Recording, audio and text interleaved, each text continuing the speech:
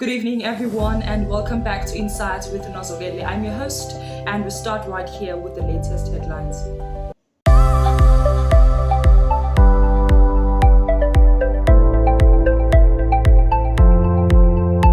Kaizer Chiefs lose to Mamelodi Sundowns but retains human rights of being a big club. It was another gloomy day in the office for Kaizer Chiefs, like the clouds that hung over there. But boy, they still salvaged a bit of their human rights of being a big club. Chiefs lost 1-0 to rivals Mamelodi Sundowns here in Atteridgeville, but they couldn't be faulted for efforts as they put on their best performance.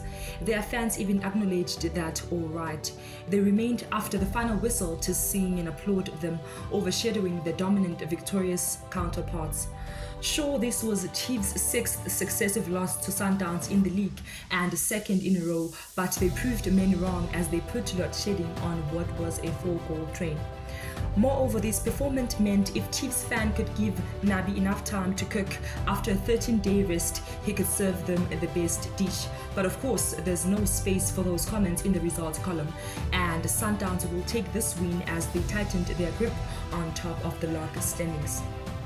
The Brazilians continues to rehash to their nemesis, having also trounced Orlando Pirates 4-1 last month. Why? They will be 8-time champions in a row. They have at least 10 games to do that, but coach Miguel Cardoso is still playing his cards close to his chest by not getting cocky or thinking he has arrived.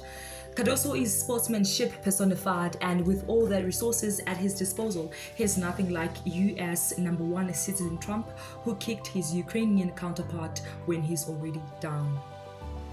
Police Minister Senzo Mchunu calls on AfriForum to justify claims about wild farm murders. The Minister of Police, Senzo Mchunu, has challenged AfriForum to produce evidence supporting their claim that the recent national crime statistics were not accurate concerning white farm murders.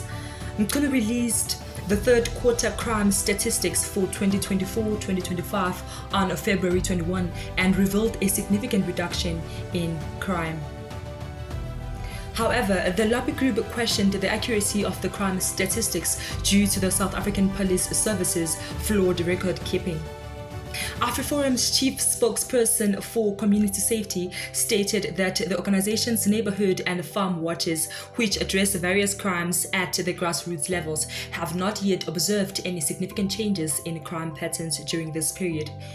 In response to the lobby group, Mchunu emphasized that one of the most responsible actions any organization can take is to present factual evidence to support their position.